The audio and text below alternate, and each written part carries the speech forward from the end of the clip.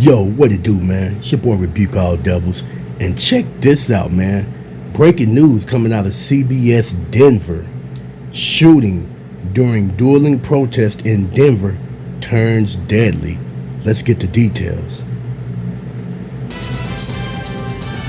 One person is dead, shot in a courtyard between the Denver Art Museum and the downtown library. It happened as opposing protests were winding down today around Civic Center Park.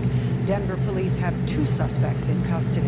Hello, I'm Kathy Walsh. Thank you for joining us. Let's get right to Rick Salinger, who was covering those protests today. Rick? Kathy, this is the courtyard where it happened. We were just across the street from there. The rally held by the Patriots was just ended.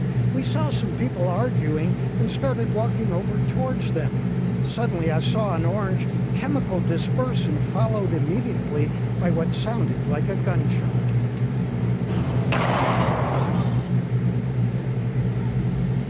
We ran over to the courtyard and saw several people on the ground. Some had their hands forward in surrender. One other man was lying on the ground and appeared to have been shot. He was not moving. Medical help rushed to the scene as police searched for whoever fired. 2 people were taken into custody. We spoke to a witness to the shooting. Obviously, when something like this happens, you're going to be shocked, but I'm wondering what possible explanation. There didn't seem to be an altercation. There wasn't any yelling coming from that way. The victim didn't appear to be advancing on him in a menacing way. He is a large man, but I suspect when this all shakes out, we're going to find that it was something, other than what we might initially think at first. This happened after a patriot group with about 100 to 150 people held a rally inside the Greek amphitheater in Civic Center Park. Communists, anti-fascists, and Black Lives Matter protesters protested on the outside. Members of the patriot group in camouflage then filed out at the end of the rally. Just after they cleared the area is when the shooting took place. What we don't know at this time is who was shot and by who. We hope the police will release that information shortly. We are hearing lots of rumors, but don't want to repeat anything until it is released by the police. Live in Denver, Rick Salinger, covering Colorado First. Well, man. And so as we see, man, these shootings at these protests are starting to occur more and more frequently. You go to the protest and someone ends up dead. I guess so much for freedom of speech and things such as that. And and this, I really feel like this all started with Trump and some of his rhetoric.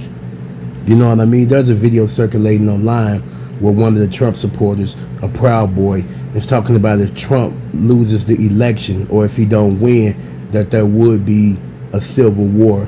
He was advising people to stock up on ammo. He was advising people to stock up on guns. And so, it's like a certain group of people, if they don't get their way, they're going to start a civil war. I don't know who's going to win the election. I'm not even voting, because it's 2 of the lesser evils. To me, I don't think any one of them have our best interests in mind. You know what I mean? So what's the difference in being oppressed by a liberal versus being oppressed by a conservative? You're still going to be under oppression. So that's my humble opinion of how I view the situation. We need someone that's going to look like us, that's going to think like us, to be for us, that's going to govern over us, one of our own people, if you ask me. I don't think Obama done a good job. He done more for other people than he did for us, which is cool. You know what I'm saying? Because that ain't nothing different. It's always been that way in this country.